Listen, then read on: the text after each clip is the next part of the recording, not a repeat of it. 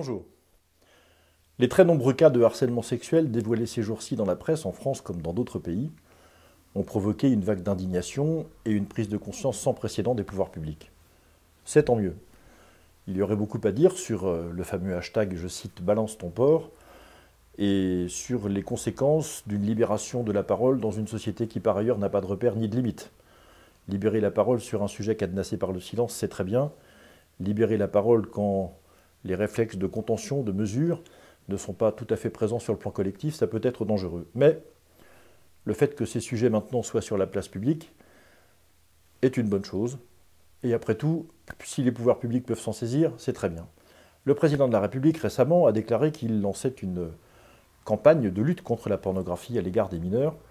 Et là encore, j'accueille cette intention comme une bonne nouvelle. J'avais d'ailleurs, il y a un peu plus d'un an, organisé le premier colloque de l'histoire de l'Assemblée nationale sur la protection des mineurs contre la pornographie. C'est un sujet très grave, qu'il soit connecté avec la mécanique de harcèlement maintes fois constatée ces derniers temps dans notre pays. Là encore, c'est une bonne chose. Cela étant dit, il faut remonter jusqu'aux causes. Nous sommes en train de toucher du doigt la limite de l'érotisation sans fin de la société dans laquelle nous sommes. D'une certaine manière, la limite de ce qu'on a appelé la libération sexuelle il y a maintenant une cinquantaine d'années, à la suite des événements de mai 68, et qui s'avère en réalité pour les enfants, pour les adolescents et pour beaucoup d'adultes, en particulier beaucoup de femmes, non pas une libération, mais un véritable esclavage. Et en définitive, si le président de la République veut aller jusqu'au bout de son intention, alors il lui faut traiter dès l'école et dès le plus jeune âge la prévention contre la pornographie.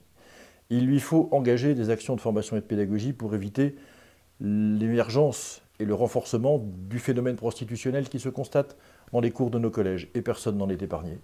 Il lui faudra engager également des programmes de formation vers les éducateurs, les parents, les associations familiales, tous les cadres pédagogiques qui sont confrontés à cette question à peu près quotidiennement et en même temps qu'ils sont parfaitement désemparés sur la manière de la traiter. Il y a donc un vaste projet politique à engager sur cette question, une très grande ambition à déployer pour que, dès le plus jeune âge, les enfants soient formés à la seule valeur qui compte, en définitive, celle du respect de la personne d'autrui, c'est-à-dire l'interdiction de considérer jamais son voisin ou sa voisine comme un objet potentiel de consommation ou de plaisir. Le président de la République ira-t-il jusqu'au bout?